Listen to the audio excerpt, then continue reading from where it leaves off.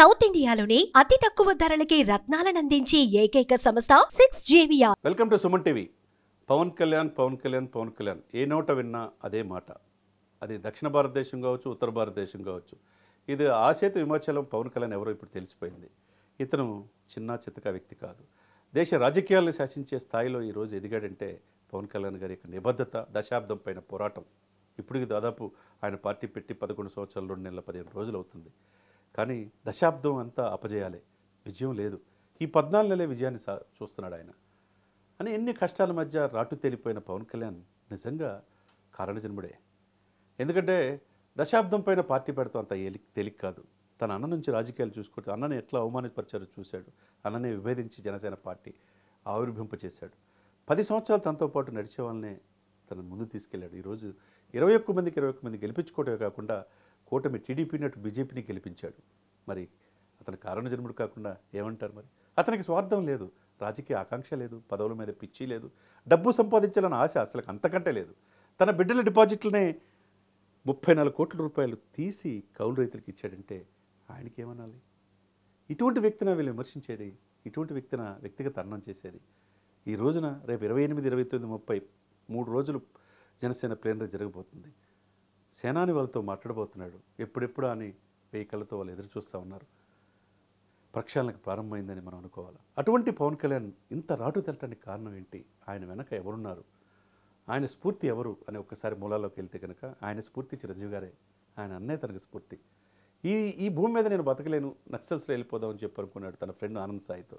కానీ తన అన్న ఎప్పటికప్పుడు తను చెక్ చేసుకుంటా సురేఖ గారు, వదిన గారు అతన్ని సినిమాలోకి తీసుకొచ్చారు.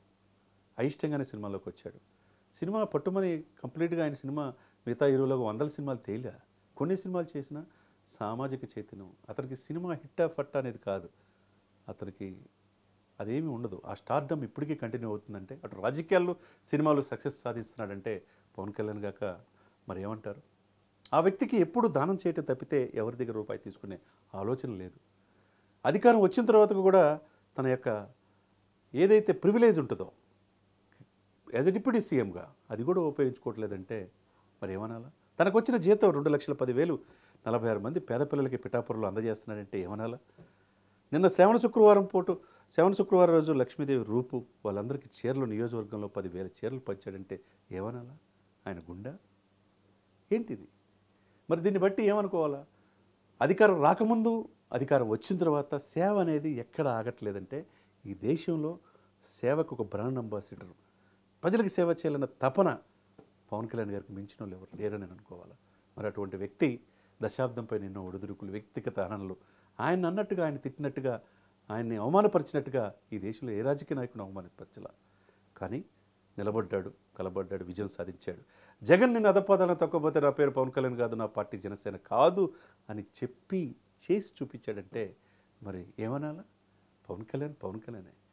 ఆయన ఎంతోమంది రాజకీయ అర్థం కాలే ఆయనకి దగ్గరికి వచ్చి చాలామంది మేధావులు ఐఏఎస్లు, ఐపీఎస్లు వచ్చారు, వెళ్ళిపోయారు.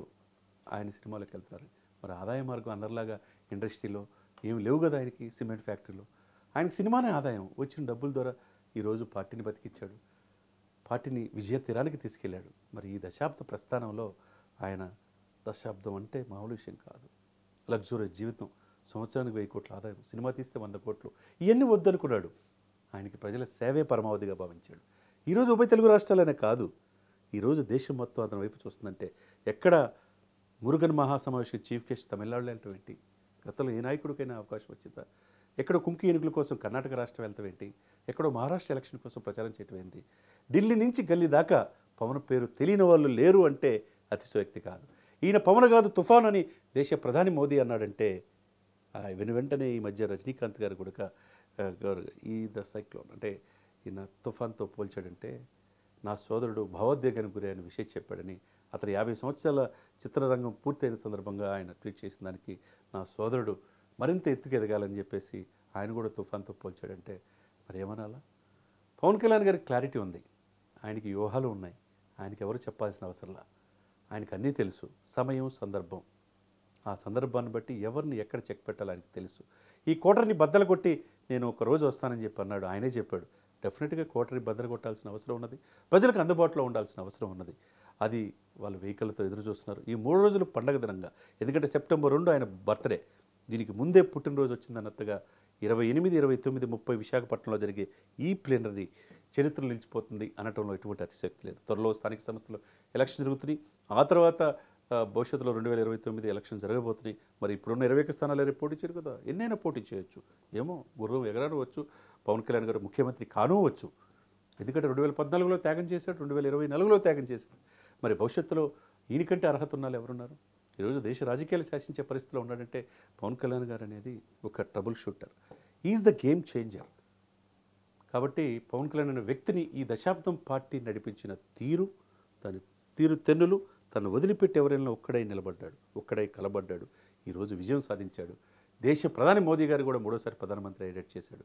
ఇక్కడ 53 రోజులు జైల్లో అన్యాయంగా ఇరికించిన చంద్రబాబు నాయుడు గారిని మళ్ళా సీఎం అయ్యేటట్టు చేయగలిగాడంటే ఇంతకంటే త్యాగశీలి మన రాజకీయ చరిత్రలో ఎవరుంటారు? అది ఒక పవన్ కళ్యాణ్ గారు మాత్రమే.